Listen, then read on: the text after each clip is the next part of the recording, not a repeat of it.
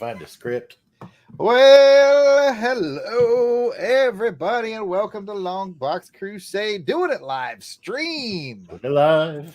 Oh, man. Oh, man. We are going to do some live recording today. We're going to live record Longbox Crusade, episode 34, where it all started. We all have our purple Longbox shirts. Pat, yours looks a little different. I don't know what's going on. I got the bigger size. Yep. Oh my goodness. So how's everybody doing on this fine Sunday? Let's check in with Pat, DJ Crusader. How you doing today? What's going on? What's big for you today? Not much going on today. Just love hanging out, talking, feeling excited to talk about some masks, wearing my cool shirt. kind of wearing the cool Well, I just got out of the wash. Okay, well, but you too can get one. That's right. Well, yours doesn't necessarily have to be damp like Pat's either. Yeah, it just got out of the wash. Jason, the Weasel Skull Albrecht is with us. What's going on, Jason? Whether we're game boarding or whether we're recording, we're doing it live. Doing it live. Doing it live. Woo! There we go. That was something. And I want to welcome Mark Ross and Aaron Moss and anybody else whose last name rhymes with Floss. And there's Courtney Holland live in our chat. So our usual stables are here. I'm writing all your names down for giveaways later on in the show, by the way. And of course, I am Jared Albrecht, the yard sale artist. And I'm going to be running things today because I am the host for this episode. Longbox Crusade is our longest running podcast. It's it's the name of our network, but there's a show within the network that started it all. The whole thing started with one show called Longbox Crusade, and it's our sort of our flagship show, our long pole in the tent. I don't know. I'm not good with metaphors. Center pole. Yeah, I don't know. I don't know.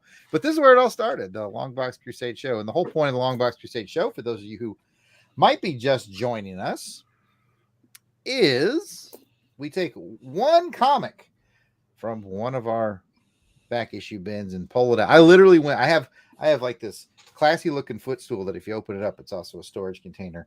And in there's just a bunch of just onesie twosie comics I bought over the years. I just want to read. So I reached in and I pulled out, there we go, my mask number 3. And the whole point of the Longbox Crusade is we take a deep dive into these. We talk about pretty much every facet of the comic. We're going to talk about the cover. We're going to talk about the story. We're going to talk about the art.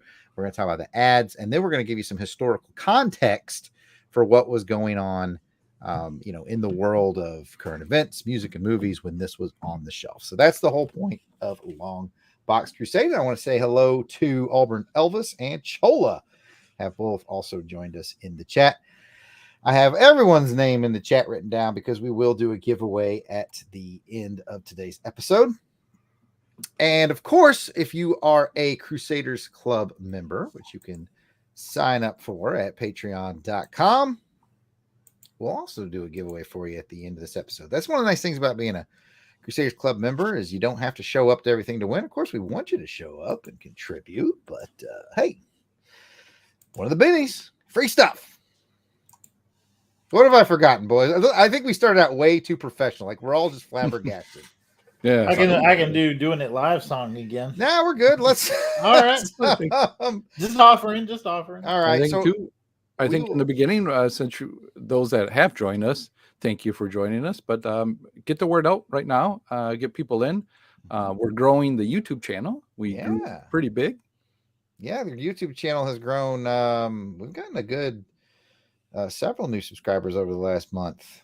So we appreciate everybody that does that. If you haven't subscribed already, please do. You know the deal. Smash the like and the subscribe, the bell, and all that stuff. Yeah. Smash it. We Smack will it be up, flip it. rub it down. Oh no. We will be pausing like we normally do when we're recording these episodes today. By the way, we'll be pausing for promo breaks, and that is a great time to address questions and comments that we see in the chat today. And one of the first questions we got, we should probably answer right off the bat. Where's Delvin today? We fired him. Delvin, Had enough of his nonsense. Had enough of Delvin's nonsense. He will no longer be part of the team. All right, let's move on. Let's move on. No further questions. No, our good Sorry. friend Delve in the Dark Web Williams is off having a very luxurious weekend in a luxurious facility doing luxurious things because he is turning 45 this week. So he and his wife are off at a luxurious luxury type of luxurious thing. He's 35. 45. What did I say? Did I say 45. 35? You said 35. I'm like, whoa. Oh, no. Really? He's smooth like I misspoke. 45. He's turning 45. Now I turned 51, and you know what I did on my gonna say- 51st birthday? Was it luxurious? No, it was recorded with you guys for Well, our fans, for our listeners. But Mhm. I'm also twice divorced, so Delvin may have made the smarter choice. Who knows? Who knows? No one can say for sure. All right. So, anyways, we are going to get started here with a live recording of a Longbox Crusade episode. We are going to feature, I even brought in an image. Bye, Pat. We're going to feature Very nice. Mask. Gonna... Yeah. So if you've got mask memories that you would like to share, you can feel free to do those in the chat. Like I said, we'll try to reattack those when we take our little promo breaks during the live recording. I felt bad for that single mother trying to raise that poor boy all by himself, and the people just were not kind to that. Oh, sure, yeah. I just. Mm-hmm. But Cher deserved that Academy Yeah. Award for it. She was great. I'm so glad we read it. Yeah.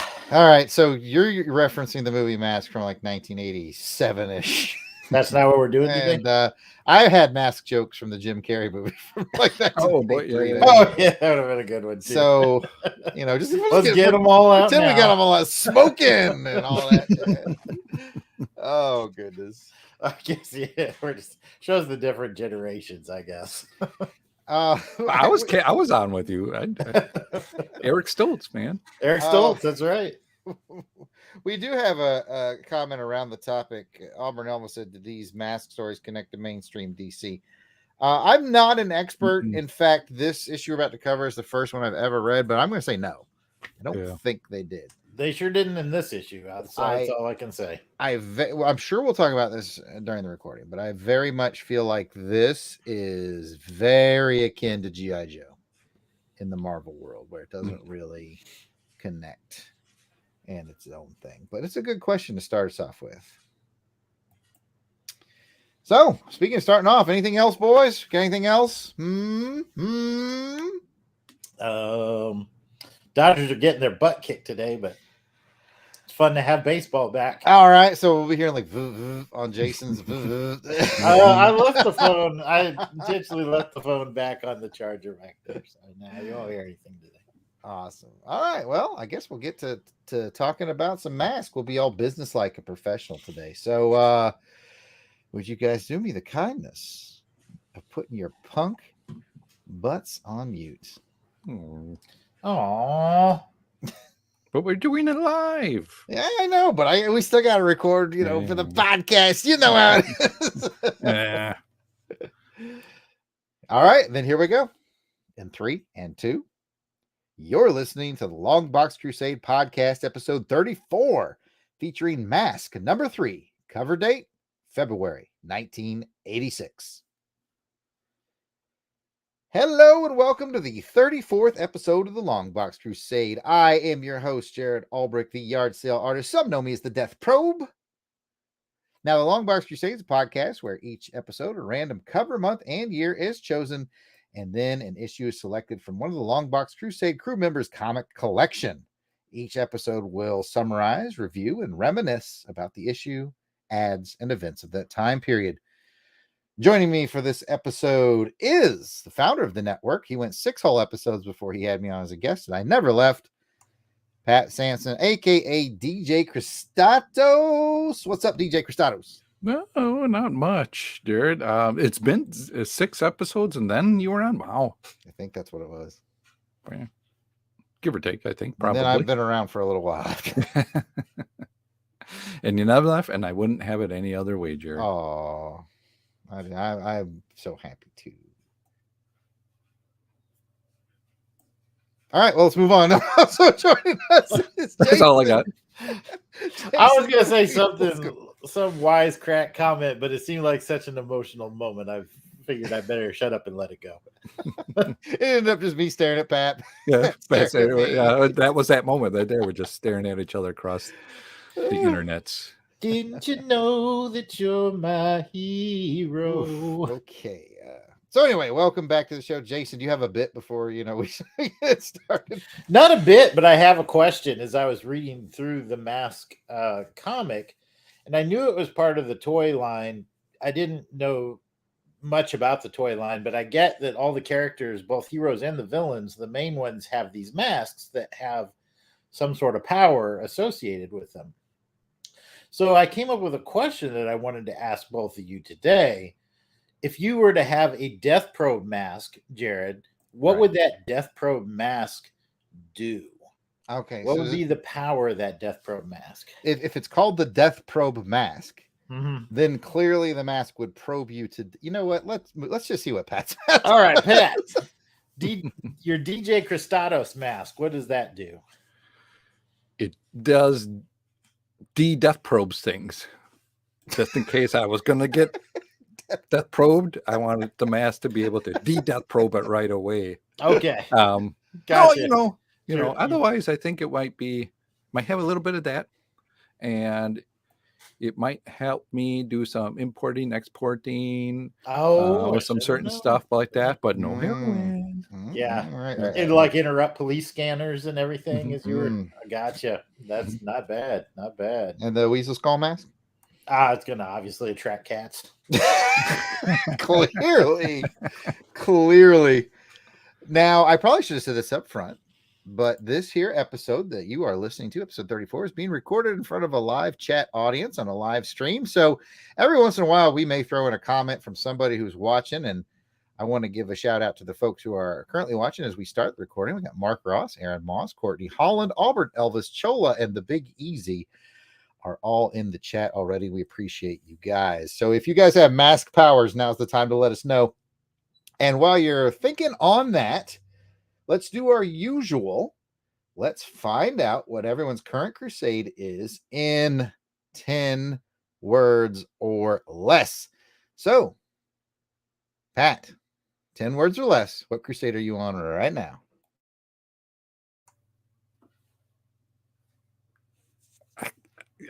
Boy, That's one. I'm so used to doing this. Down to like 4. Yeah. Nope. Getting ready for Easter. All right, getting ready for Easter. Easter, yeah. We set up the nice mantle, Easter mantle. I put some lights around it. Looking pretty cool. That's more than 10 words, sorry. It's fine. That's your crusade. That's fine. You know, and did anyone help you put up the decorations? You know what? We all know the answer to that. Which is true. Sad but true. Sad but true. Let's go to my brother Jason the Weasel Skull on his current crusade. 10 words or less. What do you got? Getting ready for the after Easter candy sales. Oh, man. So this could be Jason's last episode. It could be. It could be, you know, those Cadbury eggs. You know the ones, the malted eggs that they come out with. Oh, those are so good. And then you got the Reese's chocolate eggs. Oh my goodness, those are so good. So hurry up, Easter, get done so I can get these after Easter sales. You gotta get like 75% off. Yeah, that's all right. That's all right.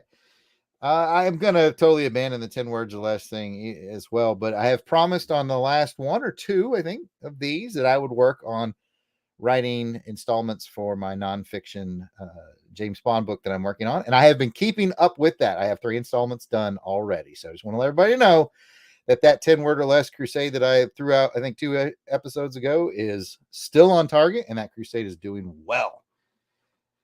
Real quick, checking in with our chat. Our friend Aaron Moss says his mask power is doing too many podcasts and falling behind on them. You know, we know how that can go. So that was a mask power we picked up from our friends in the chat. All right. Now, if you want to be like the people in the chat and be part of our show, you can submit your comments and memories and all that stuff that'll be read later in the show. All links and pictures for this episode are in the show notes, which can be found at the website longboxcrusade.com. please add this podcast to your favorite podcast feed. You can also follow the podcast on Facebook, Instagram, Twitter, and YouTube at Longbox Crusade. Is that how it's pronounced? Crusade, Yep. Yep. I'll try it again. At Longbox Crusade. We hope you come along with us in the journey to read them all. And like I said, being part of the show, lots of ways you can do that. You can hit us up on any of our social medias at Longbox Crusade. You can email us, contact longboxcrusade.com, or you can even call us at 707-532-5269 and leave a voicemail. With all that information, I think it's time that we get started with our issue review. Let's take a quick podcast promo break, and we will be right back. I'm adding Kathy. I saw her come in to the chat to our list of giveaway today. Yeah, I got to know what a Lord of the Rings virtual walk challenge. What does that entail? I think you get like You go up sweet to and the sour mountain. chicken and fried rice. You put them in that's the big pan, the walk challenge, right? And you fry it all up in the with onion rings. Fry up some hobbits. See how I use the alternate definition Hobbits of walk? taste good. This is my clever bit. The walk. Ooh, breakfast with Sam. Just delving. We get 2 meals. We get 2 meals. You get Yeah, you get second breakfast. That's second true. breakfast. Yeah. Noonsies. Isn't that Noonsies, lunch yep. though, or whatever? No, it's lunch and then onesies or something. I don't remember what it. 11sies or something. I don't remember. They eat a lot. I'm not a Tolkienite. I'm not good at this stuff. All right. I'm going to bring us back for the promo. Welcome back from the break. I hope you enjoyed that promo for something that was probably really cool. All right, let's get into it. Today's adventure from the long box is Mask number 3, cover dated February 1986. The credits for this issue are provided by Mike's Amazing World of Comics website. So here we go. Mask number 3 was published by DC. Like I said, cover date February 1986. Its on sale date was October 31st, 1985. Happy Halloween. Its cover price was 75 cents. It was edited by Andrew Helfer, written by Michael W. That's not a W. Let me try that again. Michael L. Fleischer. It's penciled by Mike Chen, inked by Joe Del Bito, lettered by David Cody Weiss, and the colorist is Shelley Iber. Cover credits go to Howard Chaykin. He was Chaykin. Snapping his fingers. Drawing covers up and down, round and round. Yes, he was shaking. Woo! We provide this for free. I don't know if you guys know that. No, man, we're just giving this stuff away. Giving this gold away. I don't get it. We are. Well, it's now time to talk about the cover. And Pat, I don't have to cover you up if you want to hold yours up again. You can hold up the cover to this. Oh, okay. You know what? Let's do this. Look. Ooh, ooh, ooh. Oh, let's see if I can get it right. It's not bad. Oh, we get to cut that out because that's only for the people watching. That was Anyway, pretty spot on, Pat. you got pretty good there, yeah. All right, for a cover description, let's go to me. And I also did the write-up for this. It's gonna be a lot of me talking. Oh, wow. This episode. All right, so here's your cover description. The DC logo is the glorious 80s blue and white bullet logo with the additional banner across the top that says 4-part miniseries. The Mask logo is orange instead of its more standard yellow from the toy packaging. The main action shows Matt Tracker hanging from the Switchblade, which is being piloted by Miles Mayhem, maybe, as played by Joe Pesci. I don't know. Anyway, the Condor and the Thunderhawk are in pursuit as they fly past Big Ben and presumably Parliament. A cover blurb reads, "Mayhem over London," and Joe Pesci, the Miles Mayhem sneers, "Happy landings, Tracker." Okay, let's talk about this here cover. Pat, thoughts on the cover? It's a pretty simple cover, for the time period. You want to get your toys on here shown prominently. You have the Switchblade back in the back. You have the Nighthawk or the Hawk car, I think that was. Yeah. Thunderhawk. Thunderhawk, yeah. I always get that confused. Say it fun, Pat. What? Thunderhawk. Yeah, that's it. Thunderhawk. Thunderhawk. And then you got Matt Tracker, the leader of Mask there, fighting his arch nemesis. So pretty decent. I like it. And it's the logo that really makes this thing pop. I concur. I concur with that. Let's see what Jason has to say about the cover of this one. A little Howard Chaykin in action. What do you think, Jason?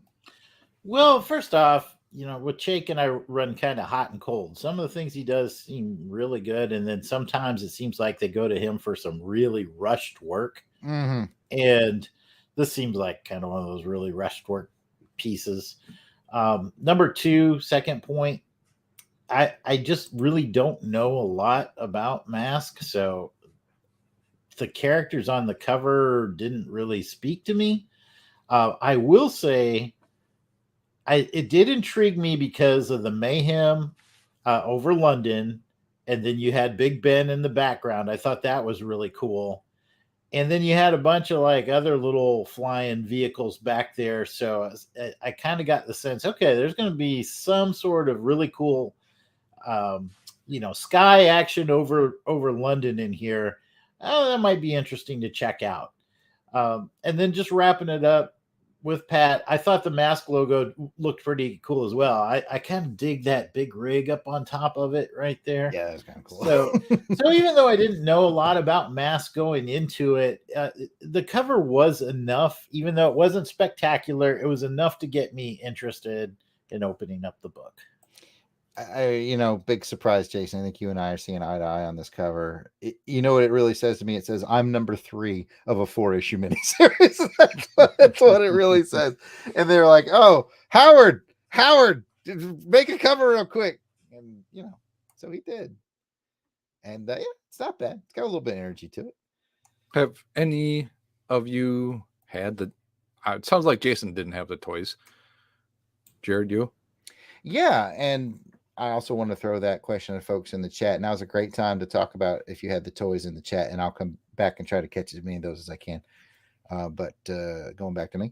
Yeah, Pat, I only had a couple. I had the Condor, which is featured in the background of this one, and I had the Piranha, which was the bad guy purple motorbike where the sidecar became a submarine, which is also featured in this one. But those were the only two. I was much more of a G.I. Joe collector, and they were probably bought for me, for a birthday from some like aunts and uncles or something. It's not something I sought out. I mean, I liked Mask a lot, but I was very focused on G.I. Joe.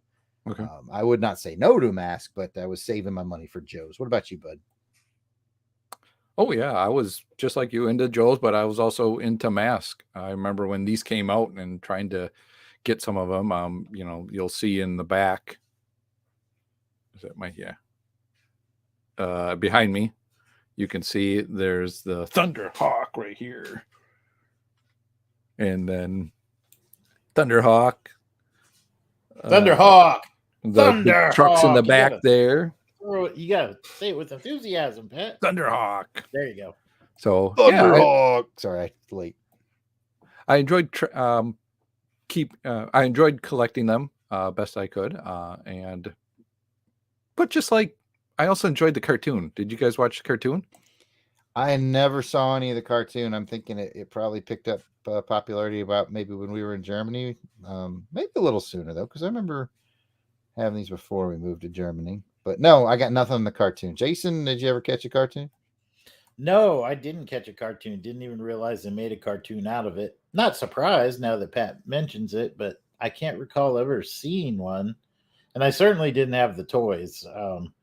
That was Jared's life. Aunts, uncles, moms, dads. They just threw toys. Toys he didn't even want. They just threw toys at him. Yeah, like here's more toys. And yeah. For me, I got responsibilities.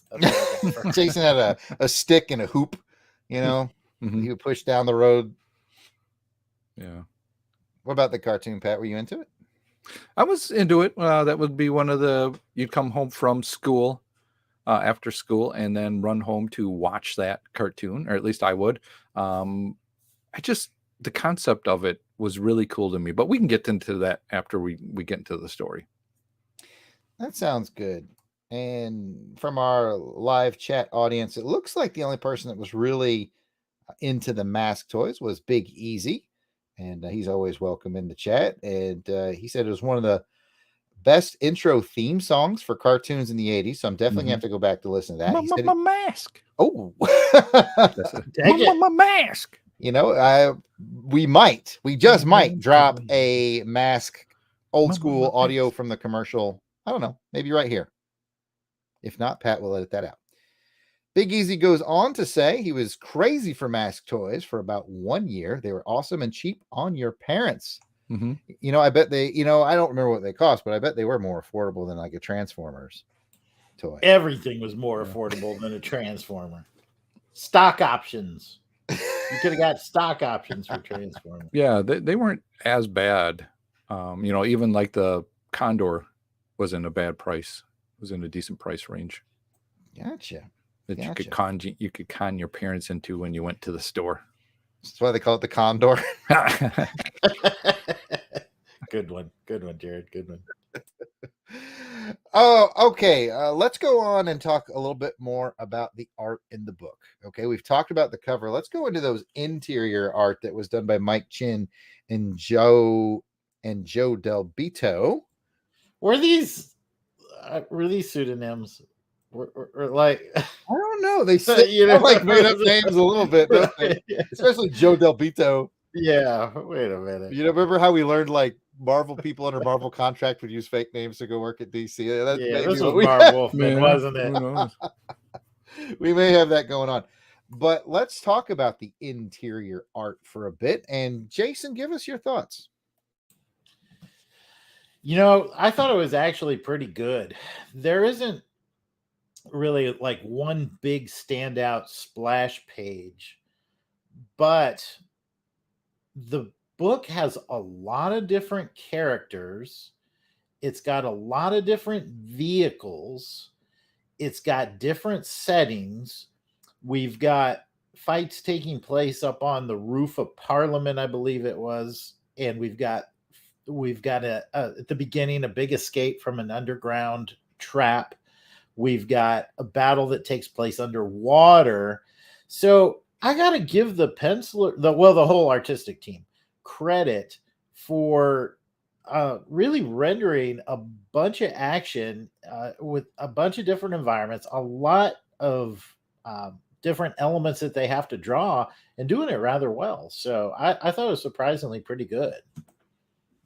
Interesting. And I also agree. Pat, thoughts on the interior art of the book? I thought it was serviceable. I think it mirrored well of the cartoon. And that's what I think they were kind of really going for here, was to, give another medium for the cartoon to be into, another way to, sell that toy that you could get into. And so I think it was done very well. There's not a lot of, some of the backgrounds aren't as sparse as you would think it is. There's some stuff in the backgrounds that you can see. And I think the coloring was good too. There was one part that I saw, they colored the two vehicles differently at one point, but that's okay. As long as, I knew which vehicle it was, but they had the two different colors. So, if this was kind of pushed out in a quick way, I think they did a very good job on it. I agree. I have nothing much to add other than I was surprised, which I think Jason mentioned as well, at how good it was for a toy book. Sometimes you're like, they're trying to sell mask toys, so they're, you look at the cover again, it's Howard Chaykin. It's not great. It's not terrible. You're just like, get it on the shelf, sell the toys. But when I got the interior art, I was like, man. And like you said, Pat, the background work, they weren't mailing it in. They did a good solid run on that. All right, sir. We will get into the meat of the story itself in a minute, but you know what? I want to go ahead and wrap up all the art talk on this one. So, Jason, I'm looking to start with you with our question that we do on Longbox Crusade. If you could have one page of art, original art from this book, which one are you going to take? Well, again, there's a lot of good panels or a lot of good pages in here. Not one big standout splash page, so to speak. Actually, it is kind of a splash page, the one I'm going to take, because it's the one where the car goes into the water on page 20. Splash page. It's a splash page. Yeah, get it? At any rate, I thought it was pretty cool how they laid it out. It kind of reminded me of Spy Who Loved Me a little bit, you know, kind of had a little bit of a James Bond vibe to it. It was a good action sequence underwater. And I really like on this page how, and I forget the name of the car, the one that the lady's driving, it turns into the submarine. But they do that thing where the car's jumping out of the panel at you. I thought that was really neat. So I think I'll settle on that one. Page 20 for me. Not bad at all. I see Pat still flipping, so I'm going to go. Did you pick one, Pat? Or you want? I kind of did. Yeah. Okay. I was trying to get let to me officially pass it to you then. All right, Pat. What do you think? What page are you digging? I like this one, where, if you can see it, it's got that's the same one I picked. Thunderhawk, and it's a good action one, where the Thunderhawk is getting hit, and then Matt jumps out. He jumps out, and then he gets a hold somehow of the chopper, landing gear that he can get onto. I thought it was a pretty good one. I like that one. But there's a lot just toy placement in here that I think is really cool. Mm-hmm. That was going to be my runner-up. Yeah, that's page 18. That's the same one I was going to pick. So, yep, we are all in agreement. Well, Pat and I are in agreement. And Jason, I totally felt the Spy Who Loved Me vibe on that other one. All right, we've gone the ins, we've gone the outs, and the art category. Let's get into the story. And the story synopsis is brought to you by me again. So here go for it. We go. The title of this episode is The Family Jewels. Does anybody want to giggle at all? I see Jason. There you go. Get the giggles. Okay. You have to assume that last issue had a cliffhanger of our masked heroes being trapped inside of an Egyptian tomb by Venom, more specifically by Nash Gory. But a little teamwork goes a long way and our heroes escape, but they haven't yet figured out that their government controller, Doin Kennedy, has been replaced by a Venom agent. Speaking of which, Venom has a caper going on in England where they're attempting to recreate Guy Fawkes Day and blow up Parliament. Scotland Yard reluctantly teams up with Mask, and their combined forces discover that the Parliament threat is just a diversion. The real goal is the theft of the crown jewels. But while Mask is away saving those jewels, Venom's Nash Gory is making a play for Mask's Boulder Hill headquarters. And that is what we have going on in the story. I want to go to our chat and lead off with a question that was asked by Auburn Elvis. He said, was the story just to sell toys, or was there a sincere desire to tell the Mask mythology and give kids something to imagine while playing with the toys? My thought on that, reading just 3 of 4, is both. I feel like Pat mentioned earlier, they crammed a lot of toys in here and a lot of story. I can't help but make comparisons between this and G.I. Joe. I feel like I was going to say the same thing. Yeah. You know what? Go ahead and say, Jason. I've been talking for a while. What are your thoughts? What really hit me home was when they were getting briefed up on the mission about going to London, and then they put it into the computer to decide which is the ideal team to assemble. And I really got the G.I. Joe vibe from that. It's like, okay, here we're going to get different characters. So I think this was an opportunity to both tell a story and to highlight the vehicles and the action figures and promote them, hoping kids that read them would want to go out and get those, go get those toys and action figure sets. My only comment on I couldn't quite figure out what made that team ideal for that situation, because like in GI Joe, they're okay, we're gonna fight in the desert, so we're gonna get like Dusty and Stalker and folks that have desert training survival. This one was like, we're gonna go to London. Who here really enjoys bland food? Okay, there's three of us. We're ready to go. I don't know why they need an architect. I really don't. But well, we've had some thoughts on it in the chat. Most people in the chat agree that this was just here to sell toys. Although most people have said kind of what we've said. They kind of gave it a GI Joe effort, but Larry Hama had a bit more of a knack, I think, for developing his characters in the story. Although this wasn't bad, I still put this under surprisingly good. I thought it was going to be very much a toy vehicle, no pun intended. Pat, your thoughts on that whole situation?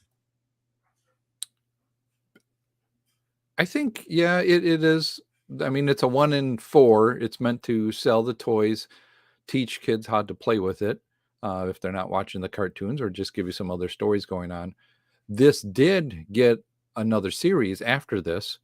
I believe it went 15 issues above and beyond the 4. That's a good sign. Yeah. So, it's kind of like a G.I. Joe team, but with some sweet vehicles that they could do different things with the vehicles, and also, with their helmets. They would have fun with the helmets. So, that was something I did not know. Like, even though I had the toys as a kid, I guess because I didn't watch the cartoon, I didn't read the comic, I had no idea there was helmet abilities. I just thought it was all vehicle based. So that was new to me. Same with me. I didn't know that either till I read this. Yeah, I thought it was cool. And that's really the coolest. I always thought was when, you're a kid and you see the command center, the Boulder gas station that turns into the mass command center. And in the cartoon, they didn't show it here. In the cartoon, they all sit around this like round table, and then the masks come down and they go on their heads like that. It's like this. I was just going to ask for that sound effect one more time. I figured you would, but but yeah, it's really cool. And then then from there they get their masks, and now they go out to their vehicles, and then it becomes a battle between vehicles and their special weapons and their helmets. How much is gas at Boulder Mountain? I gotta find something that's cheaper than back in the 80s, it wasn't that bad, but oh man. Well, the only other thing I'll say before we pass it around and get some thoughts on the specific story is, once again, these days there's a lot of talk, about diversity in comics. We've talked about how G.I. Joe, may be one of the oldest books to have some really, really good baked in diversity. I was surprised we found it in Mask as well. Starting off their team, they had a white guy, an African-American guy, an Asian guy, and a guy who was clearly a former porn star. So they covered all of them. Look at that hair and mustache. That's a lot of gel going into those curls right there. I was like, is that Burt Reynolds? Is that like 70s Burt Reynolds? You guys, I've been cooking that joke for 2 days, so I just wanted to get that right. But seriously, it is a diverse team. And then on their England team, they brought female, and so there was a lot of diversity. Like, again, people say, oh, it's happening here in the 80s, much like in G.I. Joe. And I thought, that's interesting and notable. Well, I think too they were probably again trying to market the toys to as many people, as many demographics as possible. Makes sense. To say, hey, girls can also play with masks, because we've got girls on this team too, and they have really cool vehicles. So, I think it's a little column A, a little column B. It's telling a good story. You got a wide, diverse cast, and it's helping reach out to a wider audience to sell toys. Yeah, makes sense. Pat, you had that look in your eye like you were going to contribute, or should I move on? No, you can move on. All right. With that, let's get into the actual nuts and bolts of the story. And Pat, we'll let you go first this time. What'd you think of the story? What were some of your favorite things, not so favorite things? Run out the mouth about the story for a bit, Pat. Well, we're kind of placed into part 3 of a 4-issue story. So I wasn't sure what to expect out of it because it's been a long time since I've read these. I got them when I was a kid at the time they came out. And so I don't think I went back and read them, but it was something on my list to get to. And I'm glad we did. Yeah. And I definitely want to read the continuing series after this just to see how much more they delve into the universe. Because as a kid, I always found this universe kind of fascinating and with action, with the vehicles. And the helmet was just another way to, enhance it a little bit, giving them that special power. Even though they're not superheroes, they did sort of have some sort of a superpower in this, and each one is unique in order to help out different situations. I want to test your memory real quick, Pat, because I just saw in the chat our friend Big Easy said the communicator watches in the cartoon were cool as well. Now, we didn't see communicator watches in this comic that I remember. Do you remember these communicator watchers? Can you speak to that, or is that something only Big Easy can know? It's been quite a while since I've watched this. I know that there's probably, I think, on Tubi, maybe it's out there that you can watch the series. Oh, possibly out there. I could be wrong at the time, but if I am, somebody let us know where you can watch these again and stream it. But yeah, I can't remember these communicator watch. Anyway, I'm sorry, I derailed you. Go on with your thoughts on the story. Again, as a kid, this just another way to enhance the toys and the fun that you had with these things. It made me buy the vehicles. I mean, I still got these things and I love them because I remember just going outside and playing with them. I mean, here's this one that's featured in the show or in the comic that we're having. Nobody likes to show off that. Oh yeah.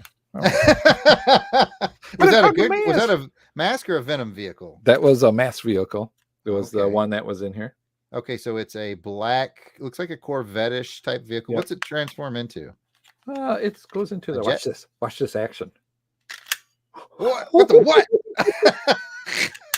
I'll do it again. Watch. Woo! Oh, he's a witch. Burn him. And so that was kind of the cool part is through the story, you got to see the vehicles and how to play with them and the fun things that you could do with them.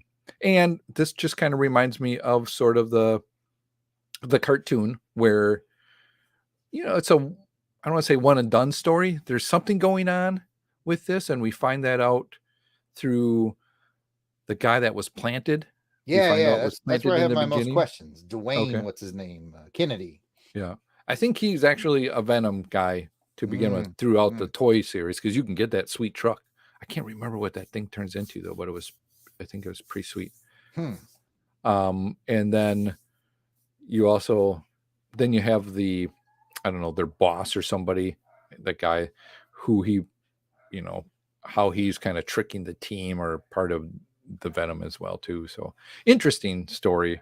I thought the caper of what they're trying to do somewhat interesting, but I think it's just a good way to play with the toys. I see.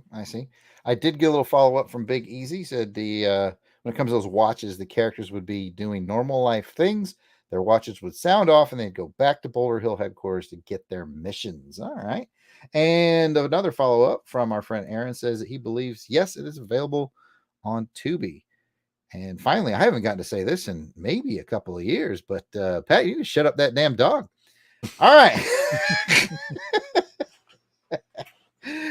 Over to the Weasel Skull. Jason, what do you think about the story? Kind of like Pat, I was a little bit confused when we're getting dropped into Act 3 of a four act play here. And it took a little bit for me to kind of figure out who's who and what's what. But once it got going, there was a lot of action. It was very entertaining. They're taking us to different. Is that Matt Tracker right there? Look at. Go Sorry. get him, Matt. See, I want to play with my toys now. Oh, okay, this is really just one big excuse to let Pat play with his mask toys. I think so. I think that's why Jared picked it. But once I got into it, it was kind of a nice little page turner. It did remind me of a bit of a Saturday morning cartoon. It was pretty basic elements to the story, but it was fun. It was a nice, easy, brisk read. Yeah, I would agree. The one things that jumped out at me were clearly, well, I don't know about clearly because we only have one issue, but like I said at the beginning, it looked like they were trapped in someplace Egyptian, and then now we're in London. I feel like they're doing a lot of location changes. Here, hopping around, and they did that in the cartoon. They hopped around to different areas. Again, I think that's kind of sort of cool and inclusive and James Bondy, and I think that's kind of neat. And like we said before, really to me, as I read this, I agree with Jason. Sort of surface level Saturday morning cartoon, solving the crime and the caper, and then but the long term seed that they plan is that whole Doin Kennedy, like the guy, he's like their government contact, and he's actually been kidnapped and replaced by some Venom guy, and they don't know that. So I could see where that would lead to more. So between that's enough to keep me going. That, and I'm really impressed with the art team on this. So much like you, Pat, I'd be willing to continue on this. This is something I grabbed out of a quarter bin somewhere. Sure. Because when I was a kid, I passed on toy properties and movie properties a lot in comics. Unless it was G.I. Joe, I was like, whatever. It's all because my theory was if I have a cartoon, then why do I need a comic? Or if I have a TV show, or if I have a movie, then why do I need this? Right. And now I'm going back in my older ages and discovering it's really good stuff in here. Yeah, definitely. And I think the cover to issue 3 is really cool too. When we went through that explanation and I read the book, I remember the cover to issue 3 where it's got mats on it again too, but you got the pharaoh kind of Egyptian you mean issue 2? You're talking issue 2. Oh yeah, issue 2. I'm sorry, this is issue 3. Yep. But it's one that stands out to my mind now. I can just picture it in my head. That cover from where they left off in the story. So yeah. It really did feel like they put a lot of stuff that we just loved from the 80s into one property. There's a bit of a G.I. Joe feeling. There's a bit of a Transformers vibe to it. And there's a bit of like Knight Rider. And, and you can see some, like we said, some influence from the James Bond properties. I mean, if Q was going to put together a superhero team, this is the kind of stuff he would outfit them with right here. Yeah, it really is. It really is. All right. Any final thoughts on the story, gentlemen? I'm interested again to see where it ends. And I would be interested in getting the additional comics. I think I have some of them. I don't have the full run of it. So if it was something I'd find in the back bins, I would definitely kind of pull it out. And with this, to have 15 and the 4, you get that nicely bounded. I know somebody who's good for that. Yeah, definitely. That's a total of 20. 19 issues. Yeah. Yeah. That's almost 20. That's almost 20. Longbox math, ladies and gentlemen. Well, that's over some. And just the lasting of this property that's out there. They've tried to revamp it already recently. Not in the cartoons, but I think that would be cool to see. Yeah, I've seen it kind of pop up in more modern comics from time to time. It seems like it's something that there's a lot of 80s nostalgia up there. You know what? Which brings me to the last question of this segment. And we've kind of already gotten into this, but the question says, does this bring back memories for you? And we've kind of weighed in on that a little bit already, but maybe a final thought on memories that the Mask comic may bring back for you. And we'll start with Jason. The memory is probably watching me play with my Mask toys. Yeah, pretty much. I mean, you look like you were having fun.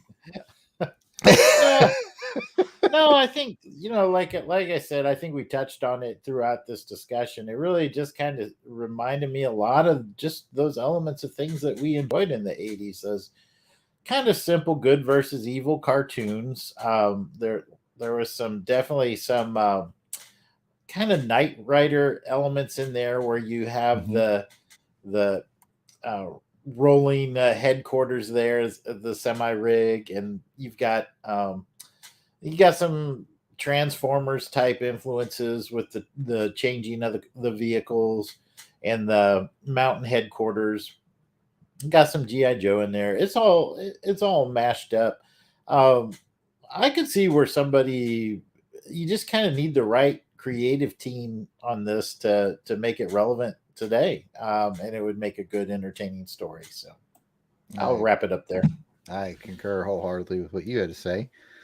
And before I pass it to Pat, who is clearly going to get more wistful than the rest of us on the memories this brings back, I want to chime in one more time from the chat with our friend Big Easy once again, who theorizes that Mask would have went on for years if they hadn't changed up the concept to a racing theme and just kept it sort of a top secret A-team mission format. I didn't realize it went to a racing theme. Like, this is the only iteration of Mask I know, so that's very informative to me and maybe some of our listeners. Pat, you want to wrap that into your final thoughts on Mask and the memories you have?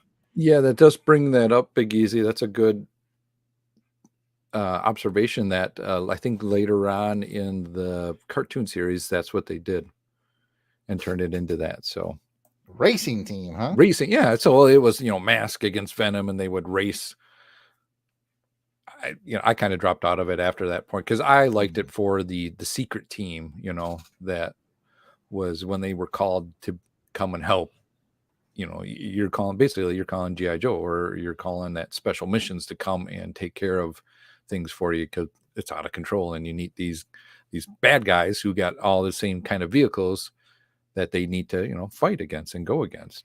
Nostalgically, it's a toys that I remember, and again, these toys was pretty simple, good price points on these. They're not that big. It's not like maybe they're half or less than half size of a Joe at the time.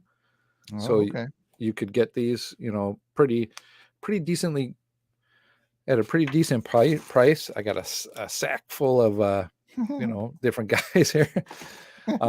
I love playing with them. And the thing that comes to mind is when I was a kid and these were out, I would spend the summer at my aunts and uncles, which was about a little ways away. And so I would spend maybe two weeks down there. And I remember they would buy me a toy, and that's when we went to one of the department stores at the time, and I was able to get the Condor. So I remember having the Condor and playing around the house, but also going outside with that in the backyard of their area and just having lots of fun, nice summer day, playing outside with this vehicle that would fly around and do all kinds of things like that. Fun times. Good times indeed, sir. Yeah. I just remember having those two that I had and playing with them and thinking they were pretty cool, but I'm saving my nickels and dimes for Joe's. That's my memory around it. And our friend Aaron chimes in and said these were 2-inch figures. Oh, okay. Okay. I did not know that. I thought they were slightly larger than that, but there's a joke in there somewhere. The pieces are there for you. Yeah, I've been holding back on that. You've been good on this episode. Anyway, that brings us to the end of this part of the show. If you got a comment or question, as a reminder, you can send us an email, contact@longboxcrusade.com, or make a comment on the Longbox Crusade Twitter, Facebook, Instagram, or YouTube pages. And you can always leave us a voicemail at 707-532-5269. That's 707-532-LBOX. Pick up the phone. And we will be right back. Okay. Here we go. Welcome back from the break. Let's continue the show. Now it's time to scan through the featured issue of Mask number 3 for the top ads that stood out to us in a segment called Add It Up. enter much more generic music here. YouTube will give us copyright strike if we play ad. We tried to sneak it past them. They're like a hockey goalie. They just Okay, so here's the ads that stand out to us in this issue. If you have the issue and you are in the chat and you want to chime in with a favorite ad, please do so, and we'll do our best to mention it on this episode. All right, well, we will start with, let's go to the Weasel Skull. What's your favorite ad? I'm going to go with the DC role-playing game. I thought that the DC role-playing game was, I only played it a couple times, but it was pretty fun. I was much more into the Marvel role-playing game, but it just kind of took me back to, again, 80s. We did a lot of Dungeons and Dragons. We did a lot of Marvel superheroes role-playing game. I did some Star Wars role-playing. Just role-playing games were just all the rage back then. So, yeah, DC Heroes role-playing game. That's my pick. Oh, it sounds good. Yeah, we played a lot Great of Marvel. art on that advertising cover, too. Yeah, was that Perez on the ad? Sure looked like it. I think it is. Could be wrong. Anyways, it's good looking art. Definitely. Oh, it'd be something I wish I would have played back then. Our friend Aaron Moss chimes in with the chat and says he had the role-playing game and he loved it. I bet it was. Jason and I played a lot of mostly Marvel, some James Bond, and some Indiana Jones. Some Indiana Jones, some D&Ds. Speaking of which, Pat, what is your ad for the book? You know, since we're in this time frame of the 80s, I am going to go with another cartoon favorite that's around this time, and is something that I didn't have this particular one, but I had the vehicles of it, and that's Voltron. The Voltron Force. This is the Cats one, or the Lions one that I like. I like this cartoon as well too. Would race home to make sure we get to be able to watch this cartoon. I've always wanted the whole Voltron Cats and put together like that. So, Crusade Miss is coming. He's starting early. But I had the vehicles one. I think the vehicles one was, I'm trying to remember. Hold on. There, shut that dog. I've got to do it so long. But I remember having the vehicles is what I had. So it was pretty interesting. They were like, I can't remember how many they were, maybe 20 or so vehicles that would combine together to make the vehicle Voltron. Whoa, I haven't seen that. I only know about the Cats one. Yeah, check out the vehicles one. There's one that's cool. Trains. Did I make that up, or is there one that's trains? I swear there was. Who knows?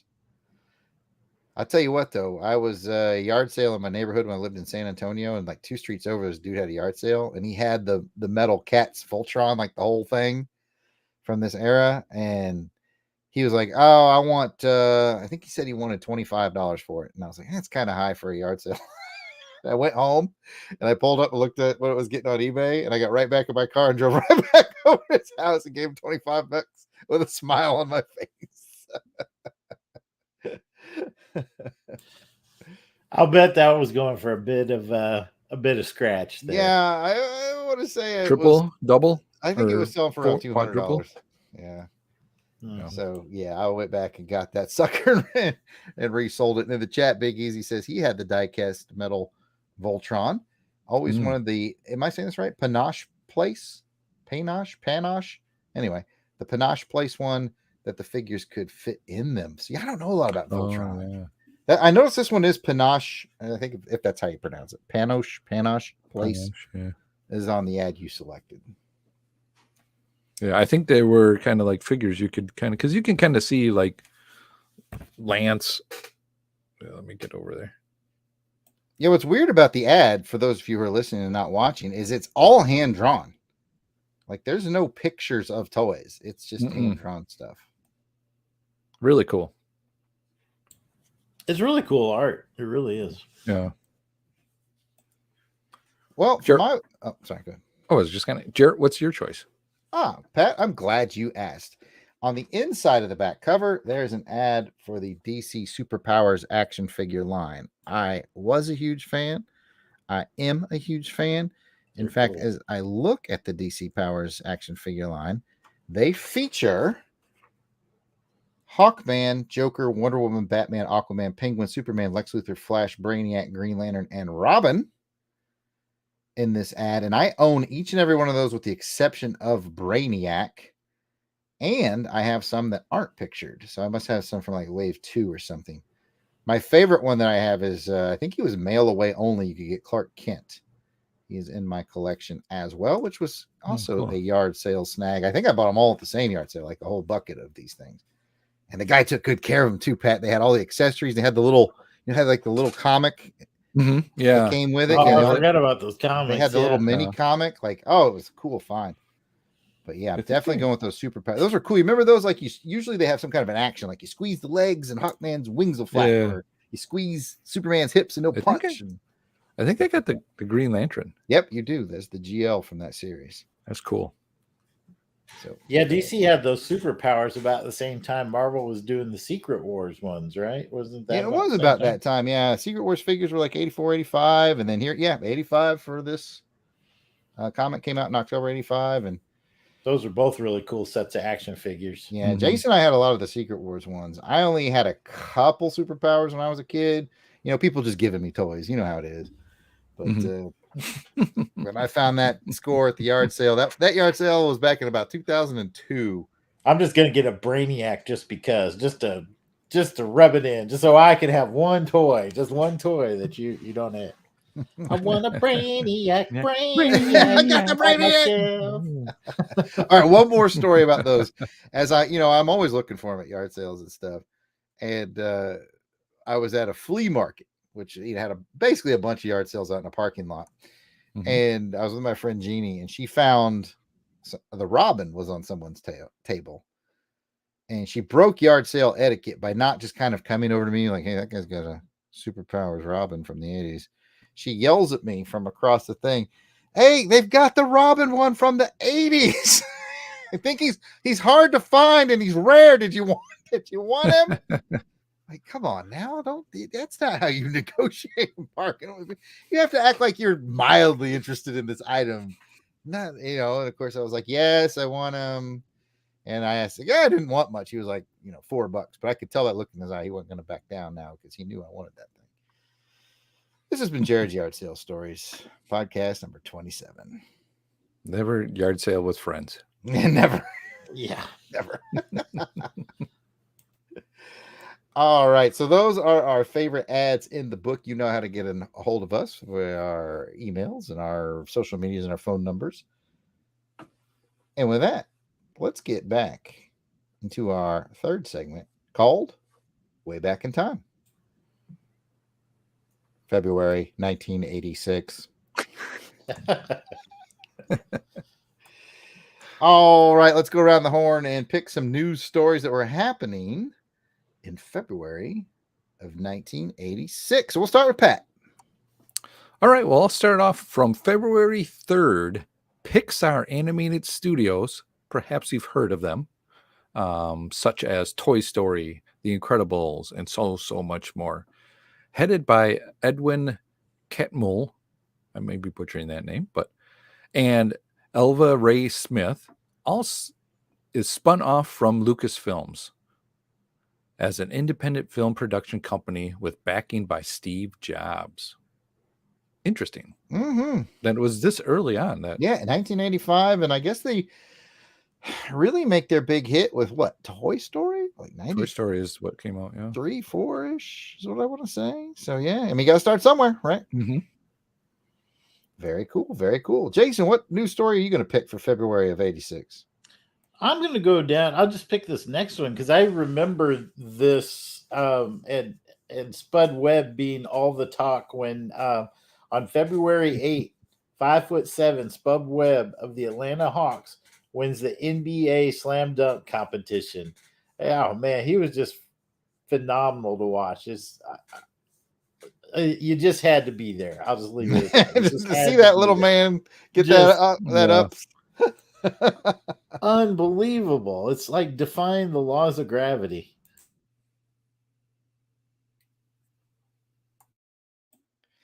And I will come in at February 19th. The USSR launches the Mir space station into Earth orbit. I think pieces of that are still raining down on us to this day.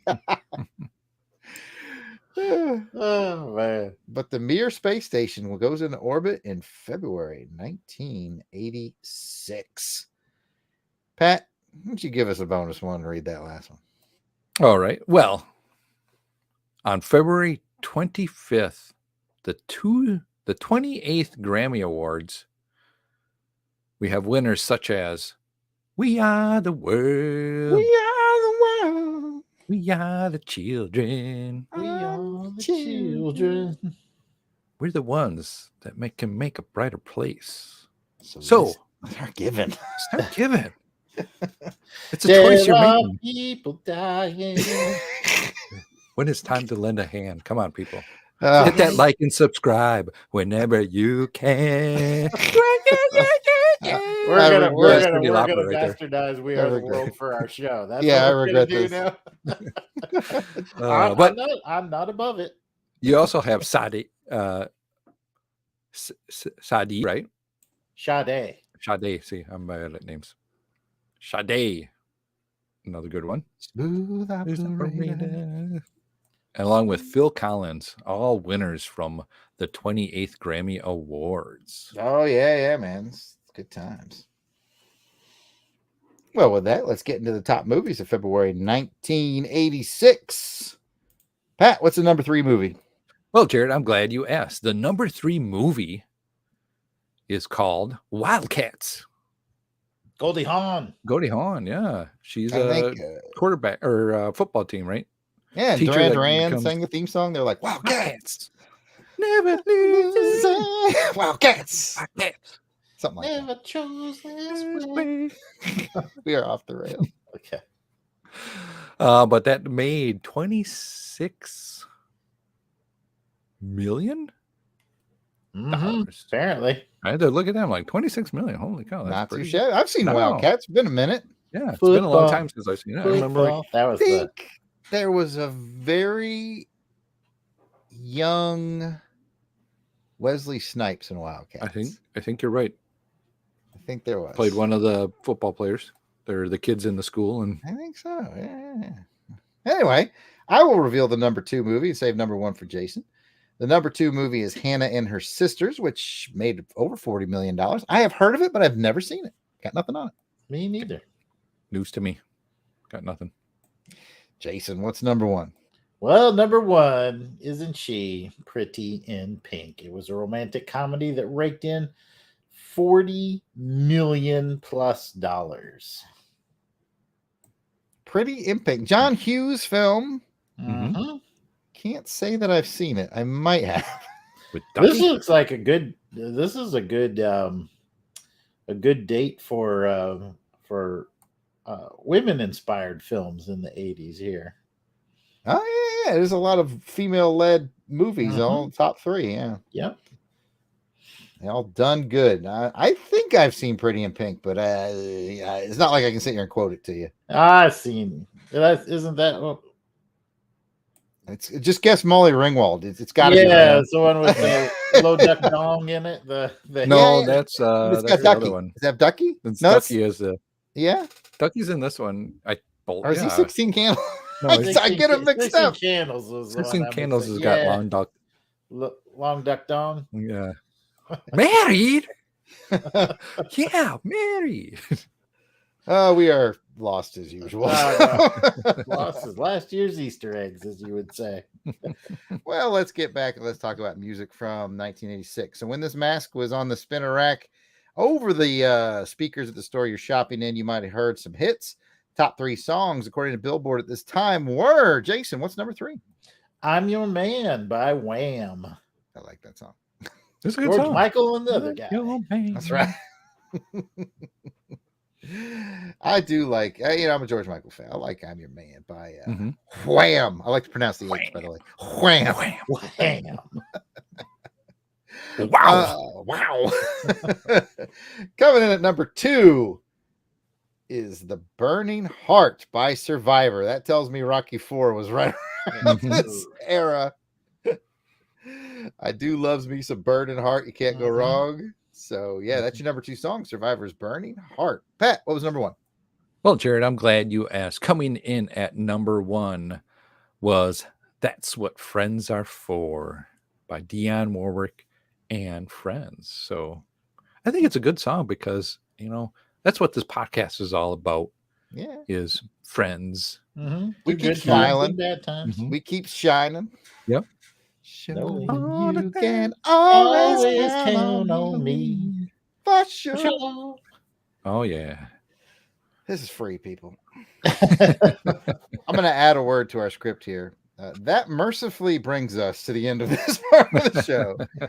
As usual, you can email us contact@longboxcrusade.com, or you can hit us up on Twitter, Facebook, Instagram, YouTube. It's all Longbox Crusade. If you want to comment on these movies, news stories, music, our musical abilities, go ahead and drop us a comment. And with that, we will be right back. From the burning heart. It's just about to burst. Matt, you going to take it home for me on the end? I can. You want me to do this one? Yeah. Okay. I'll bring us through. Ready? Here it goes. Welcome back from the break. Now let's get into the feedback part of the show where we share your comments, emails, questions, likes, shares, and things like that in a segment called Crusader Comments. We are thrilled to kick off these comments with special shoutouts to our Crusader Club members. These are the fine folks that have joined the Crusade. They enjoy early access to special Longbox episodes, voting to help determine show content, and so much more. So these are the folks reaping the benefits and giving some much appreciated support to the show. Start us off, Jared. And Helica Wolf. Ow. Oh. Auburn Elvis. Bill Bear. Blast it or stash it. Braxton. Oh, sorry. Braxton. Oh, try it again. Braxton Underwood. Captain Entropy. Clinton Robinson. Dave Collins. Battle Wagon. Gary Viola. Gene Hendricks. Gerald Green. Jason Keene. Who's really isn't Jason now that I know that. Well, we're still probably not Jane. Jeremy L. Jim Jarman. I hope you like Jim Jarman too. If you don't like Jim, maybe you might like Joe Thomas. Or John Watson. Or Josh Strickland. Perhaps Candace Ward? Mark Ross, a.k.a. Clark Trent. Maxwell Traver. I don't know why I have to. I think it's I'm used to. Give me one more Maxwell Traver, Jason. Maxwell Traver. Michael Wagner. Miranda W. The MVP, captivating Kathy Bright. P.D. Devons. Paul Hicks. Rick from Jeff and Rick Present. Oh, it's my turn now. See, now I'm really messed up on this one. Rob Morgan. Ross Michaud. Ryan Daly. Samantha Maney. Sean Urbanski. Spidey 67. Steve Cronin. Tim Price. Tony Pennington. And Toronto Cop.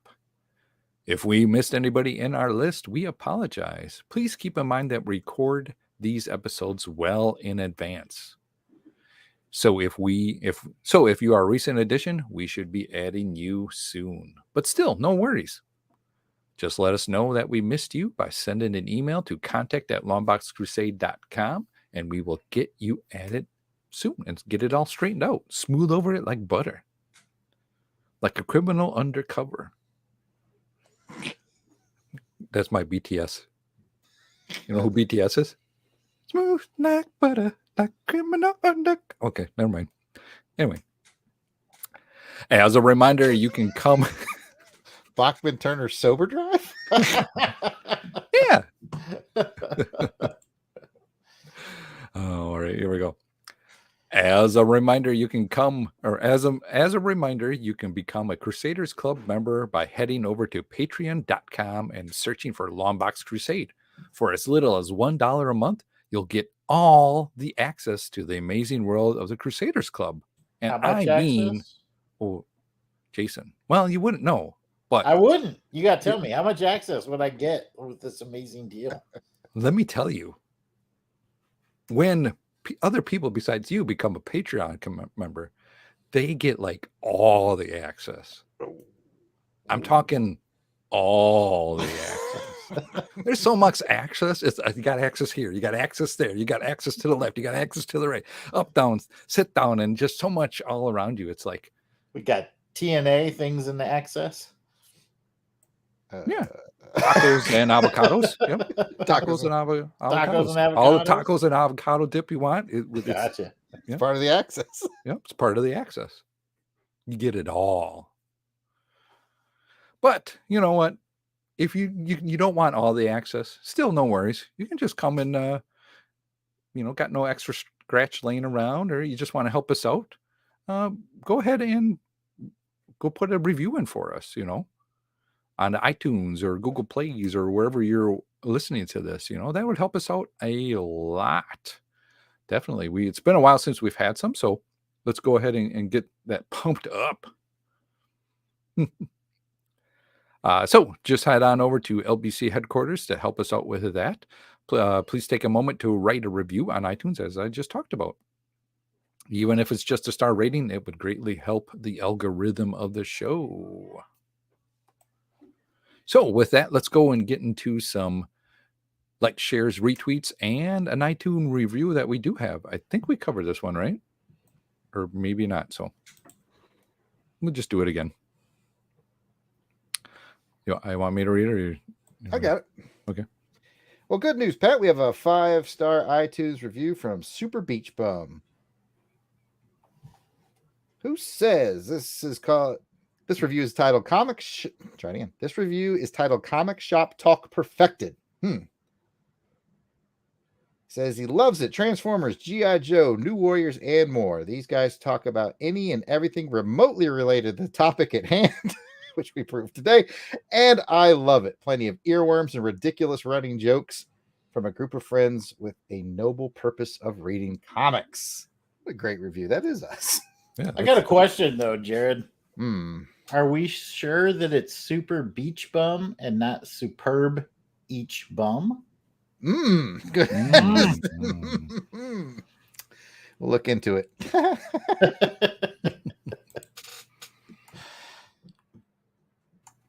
All right. Well, with that, let's go ahead and get into the social media likes, shares, and retweets. But what? It's empty. Am I reading this right? What's wrong? Well, Pat, I got good news for you. Oh, you may look wrong because we might not have any in there, but we haven't released the last episode of this show yet, so we don't have shares, comments, or comments and retweets to talk about yet. We'll have to catch up with them on another episode. So we can make stuff up. Yeah. Oh, here's one from Easy Rider 42. He says Weasel Skull is the talent on this show. He carries the show each time. Love Weasel Skull. 5 stars. Here's one that says Death Probe should be showered with all the toys he could ever want. Love, Mom and Dad. I think that's real. I'm gonna take one from our live studio audience, and Courtney says, I had Brussels sprouts, baked chicken, and a baked potato. Not bad. Sounds yummy. That is a healthy dinner. I think you should be proud of yourself there, Courtney, and continue on with those good dieting habits. I'm still gonna be getting those Cadbury eggs. Jason, like on Rocky, when he cracks the eggs, for breakfast. Jason's doing it with Cadbury eggs. Cracking Cadbury eggs. Throw it in a blender, mix it up. That's delicious. Chocolate milk with an Ovaltine.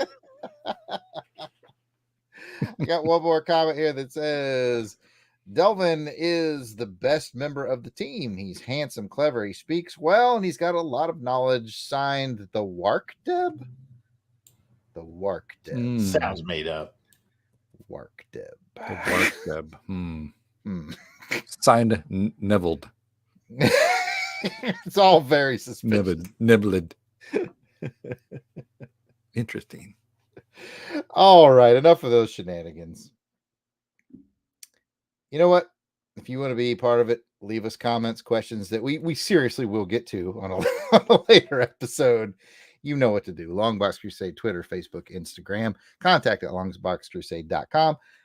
Twitter, Facebook, Instagram. I already said all that. YouTube. I didn't say YouTube. And of course, 707-532-5269. Leave us a voicemail. We might play it on the show. And be sure to check out our website, which is longboxcrusade.com, where posts will be made for journaling the show. I want to thank me, and only me, for being on this episode, and also Jason and Pat. Before we go, where can listeners find us on the internet, Pat? Well, Jared, I'm glad you asked. You can find me on the you can find me on the internet. Internet. Get away. I'm my own beatbox now. You can find me on the internet at Christatos01. Jason? You can find me at Weasel Skull on Twitter or at Jason Albrecht on Facebook and Instagram. Bring us home, Jared. You can find me at Yard Sale Artist, Twitter, Facebook, Instagram. It's all at Yard Sale Artist. You can check out my artwares at www.theyardsaleartist.com. We recorded this episode in front of a live studio audience via the YouTubes. If you want to get down with that, it is almost always the second Sunday of every month at 3:30. Sometimes we move it if there's a holiday, like I think Mother's Day might be coming up. And if it's a second Sunday, anyway, just keep tabs on our social medias. We'll tell you when to find us. But usually second Sunday of every month, 3:30 p.m. right here on YouTube. You can be like the folks in the chat who are just cracking us up. And we just have a really, really cool chat community when we do these on YouTube. So shout out to all those folks in the chat that made this episode real fun and real special. And we miss you, Delvin. Happy birthday, Delvin. Happy birthday, Delvin. Yeah, happy birthday, Delvin. Delvin's here. He's here, right here. Hey, it's me. It's me, Jared. Delvin. I got a question. I've been a part of the Longbox Crusade. I'm cutting you off. Relax. Cutting you off. Are we live? I've been playing Homescapes.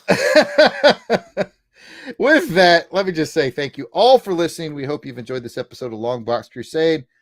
As always, questions, comments, contact longboxcrusade.com is our email. And we are on all the social medias at Longbox Crusade, which includes YouTube. We're having a lot of fun here. Until next time, take care. And please join us for the next episode as we continue on our crusade to read them all. All right, we made it through. Let's do some giveaways. Give it away now. What you got to give it to our Crusaders. All right, Courtney, if you are still in the chat, I need you to do your job. 2, 3, 4, 5, 6, 7, 8. I have 9 people that I saw join us in the chat today. So give me a number 1 through 9. Let's see what they're playing for. Courtney ate some chicken. They are playing for Green Lantern First Flight on DVD. Oh, that's a good. It is a good one. That is a good one. All right, Courtney, 1 through 9. Hit me with it. And I'll put my pencil in a random spot on the list. And let's see what this Green Lantern First Flight DVD. Courtney says 8. 8. Oh, Joe. 8, which makes the big winner Auburn Elvis. Oh, yeah. Auburn Elvis, you have won Green Lantern First Flight on DVD, sir. And we do appreciate it. DVD's nuts. Correct. All right. So for not to be forgotten about CDs. CD's nuts. Hey, also. Don't mind if I do. All right. We currently have 36 patrons. So Courtney, 1 through 36. The patrons will be playing for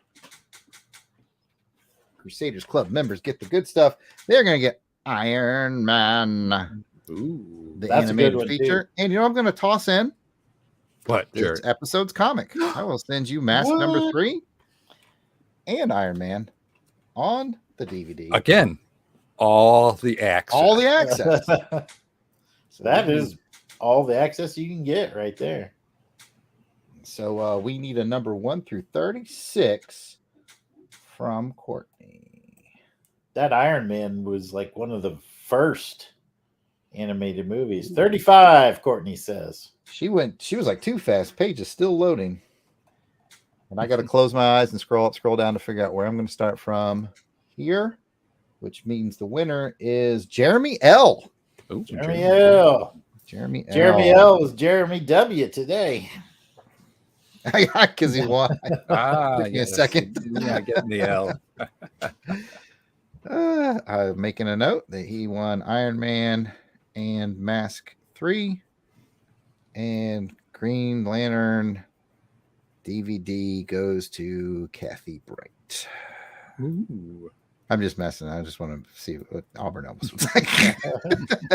No, we'll wait for the chat to come in, but He's gonna be like, "What the what? what the what? All right, that was a good one, folks. Yeah. Hey, thank you again for everybody that showed up in the chat. You guys do make it fun, even when we're doing these live recordings. Just kind of seeing what you have to say, bringing you into the conversation. I really enjoy it. So thanks for doing that. Yeah, definitely. And they have their own conversations going. I in know. there. I love that Really too. cool. I do too. Yeah, it's fun to watch. It's Yeah, just a great community. Everybody. Unfortunately, in my mind, I can't do two things at once. So I'm like watching the chat go through, and I'm like, well, why not say something? But I can't. And then, yeah, but it's fun. It's fun, definitely. I love the community that's brought here. Yeah, if you haven't already subscribed, which I think most of you already have, please do give us a like on this episode. We really appreciate it. Like I said, we're really growing the YouTube. We're putting more content out. I just spent 2 days making thumbnails for every single video we have on YouTube. So at least go admire the beautiful thumbnail. He did. He really did. Thank you, Jared. Back at you. Quick comment from Big Easy. He said it's good to see you guys again. I want to say it's good to see you again, too, Big Easy. It's been a while since we've seen you in the chat. Your sister's always joining us. She's our PR rep. She's rock solid. It's just nice to see you here too, buddy. We really appreciate that. Mm-hmm. Thank you for the comment on the gorgeous thumbnails, Chola. I saw that. That's much appreciated. They're not mind blowing or anything, but they're better than the thing that we had before, which was nothing. That's right. They are a step up from nothing. They are a step up. Later on, Aaron, thanks for stopping by. Anybody else got anything before we go? Yeah. Oh, you're talking to us or to the chat? You? Oh, or both? No. For the next 2 minutes, we'll read anything you write in the chat. We're gonna go a rotation around for the next. Let's do it. That'd be fun. Albert Elvis says, "I like the thumbnails," which I really appreciate that, Albert Elvis. And you have an eye for good production too, so that means a lot to me, especially coming from models you. are cool. Mm-hmm. That was cool to meet. All right, who else is gonna? There you go. Oh, go ahead, Jason. You read. We'll read whatever people write for the next 2 minutes. I'm on a wrestling podcast from Courtney Holland. Albert Alvarez says, I give thumbnails a 3.5 out of 5. That's a little low. That's a little low. A little low. And you have to make it. So we're going to round that up to 4 because we don't do halfsies. We don't do halfsies. Yeah, 4 out of 5 seems right to me. Oh, goodness. Anybody else want us to read it? Oh, there we go. Next one. Oh, I got it. This is Aaron talking to Auburn Elvis, who says, "Watch it. They don't like halvesies." And Kathy says the thumbnails are a 4.75 at least. That's my girl. That's the MVP. Courtney says no halfsies. And Auburn Elvis says the extra 0.5 is for Joe November. Shout out, Joe. Oh, you know, while we got a moment here, when I was doing those thumbnails, it reminded me a long time ago, like 2 years ago, I started a video series called New to Me. And I would go on Twitter and I'd tell people, I give them parameters. Like that first one, I said, any movie that's in black and white, recommend it to me. And if I haven't seen it, first one I haven't seen that interests me, I'll do a review on it. Rob Kelly did Stalag 17. So we did a little video review. It was a lot of fun. I'd forgotten about that. So I brought it back today. I sent out a Twitter tweet about it, and I have a movie to watch and very cool. And someone to watch it with. So I'll be bringing that show back from time to time. I just find that's a fun way to discover new old films. Mm-hmm. Yeah, it's very fun. Oh, we're not doing our job. I don't know who's supposed to read. Oh, I think I was next. I was keeping track. Kathy said that that was a quarter, not a half.